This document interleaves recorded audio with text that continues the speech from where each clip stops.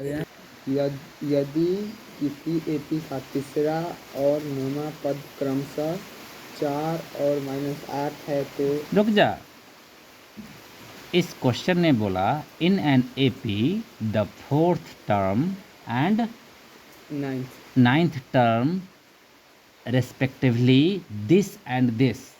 That means fourth term and 9th term of an AP is कितना है बेटा?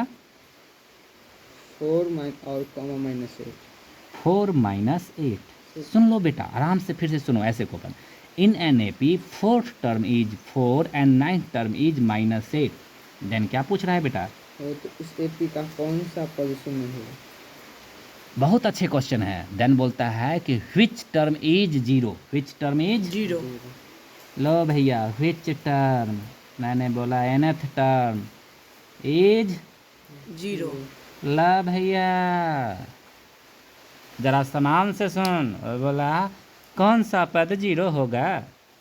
कौन सा पद 0 होगा। देख बोलता हूँ कि चौथा पद 4 है, नौवां पद है ना, तो बोलता है कौन सा पद 0 होगा। ये हिंदी के लिए, ये क्या है? हिंदी के लिए। इंग्लिश के लिए बोला in an AP fourth term is 4, 9th term is -8, then which term is 0। अरे वाह, इसको तो एकदम लैंग्वेज में लिख डालो, इंग्लिश में हो गया।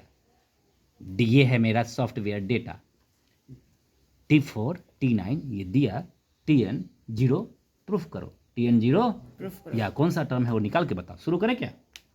शुरू करें क्या? करते हैं। यहाँ पे लेट करना पड़ता है। क्या करना पड़ता है? लेट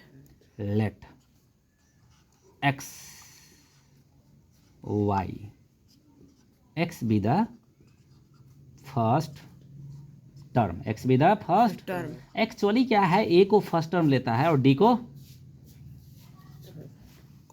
कॉमन डिफरेंस लेता है। मैं एक्स वाई को लिया, मैंने क्या लिया? XY। क्योंकि ये लीनियर इक्वेशन में घुसने वाला है, पहले से जानता हूँ। कैसे कैसे? अरे भैया तुम हमसे पूछता T4 is equal to what, जैसे ये पूछा ना nth term is equal to what, तू हमसे पूछता T4 इक्वल टू What? क्या होगा? T9 equal to what? साले को तू ही बोल रहा है T4 इज इक्वल टू 4। ये तो आंसर बोलता ना, क्योंकि फार्मूला होता है nth टर्म का, होता है ना। तो तुम हमसे पूछता कि ये क्या होता है, तुम तो खुद दे दिया। दैट मीन्स तूने आंसर दे दिया, दैट मीन्स तूने सॉफ्टवेयर को जनरेट कर दिया। क्या कर दिया? सॉफ्टवेयर। कैसे? According to question. बिल्कुल, यहीं पे लिखते हैं अकॉर्डिंग टू क्वेश्चन। बच्चे को तो ये भी मालूम नहीं कि अकॉर्डिंग टू क्वेश्चन कहाँ अराइव करेंगे। According to question T4 equal to 4, that means T4 का फार्मूला होता है A plus n-1 into D is equal to 4। अरे भैया यही होता है, a plus n-1 into D। अरे भैया यह लिखा a ये रहा और D रहा ये, तो वही तो डाला, सिर्फ a और D के जगह पे x y सेट किया मैंने, is equal to 4। This implies that x plus 3y is equal to 4। बहुत अच्छे, इसका नाम भी दे दिया। क्या दे दिया? नाम दिया कि नहीं दिया? अगेन लिखेंगे। क्या लिखेंगे बेटा? क्योंकि 100% क्वेश्चन को बनाना है। एक पार्ट खत्म हो गया मूवी का, दूसरा पार्ट शुरू। T9 equal to -8। अरे भैया एक बात बताओ, T4 लिखा तो लिखाया x प्लस 3y, तो T9 लिखेंगे तो क्या लिखाएगा? Plus 8y is equal to -8। इतना समझ में नहीं आता है क्या? ये हो गया सेकंड। कोई दिक्कत? चलिए 1 और 2 को सॉल्व करते हैं। 1 और 2 को सॉल्व करते एलिमिनेशन से। किससे? एलिमिनेशन। प्रतिस्थापन से। किससे? प्रतिस्थापन से। लिख दिया x plus 3y is equal to 4 and x plus 8y equal to -8।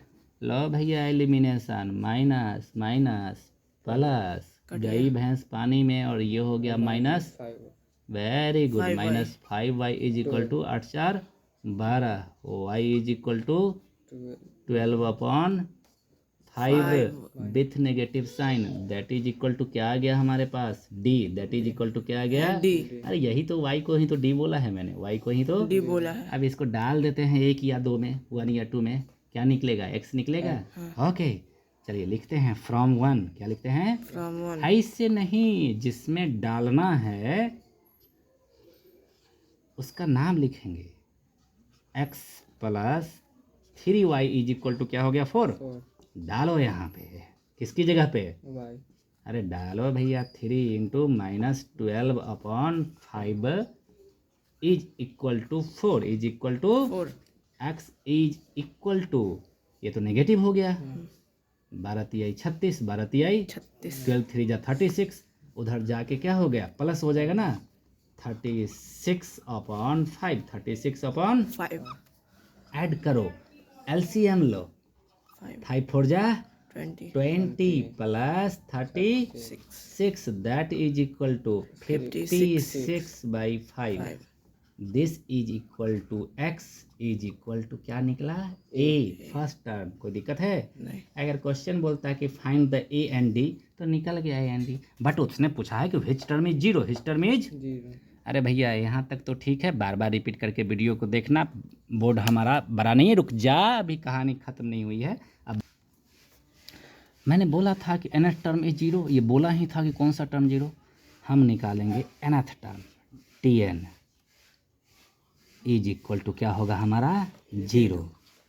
वही तो निकालना है, विच टर्म, विच, हमने बोला nth टर्म इज 0, तो हमारी निकलेगी क्या? n निकलेगी, क्या निकलेगी? N निकलेगी. वही हमको बताना है। क्या होता है formula? a plus a plus n minus 1 into d d is equal to 0। a कितना है? 56/, 5. ओके। d कितना है? -12/5, 5. ओके, कोई बात नहीं है, तुरंत करते हैं, इज इक्वल टू 0। एन के लिए बचा हुआ है ना? हाँ. निकलेगा, क्या करेगा? निकलेगा. अब बढ़िया से निकलेगा। चलो कैसे निकलेगा सो देखो, दोनों में कॉमन लिया, क्या लिया? 12 50 60 नहीं होगा, चलो भैया एलसीएम ले लिया, 5 कर दिया, ये 56 हो गया। हाँ. 5 से ये माइनस है, तो -12n, -12 into n, 12n minus into plus, -12n minus into minus plus 12, that is equal to 0। 5 इधर भागा, 0 हो गया, क्या हो गया? 56 प्लस 12 कितना होता है? 56 ही होगा. 8 और 6, ठीक है, इतना 8 हो गया, that is equal to -12n, उधर जाएगा क्या हो जाएगा? 12n, और n इज इक्वल टू क्या हो जाएगा? 68/, कितना होता है? 12 6 72, 12 5 60, ये गड़बड़ हो गया, क्या हो गया? गड़बड़. क्या हो गया? गड़बड़. यही है n की वैल्यू, यही है n की। वैल्यू. चलो वीडियो को पॉज करो।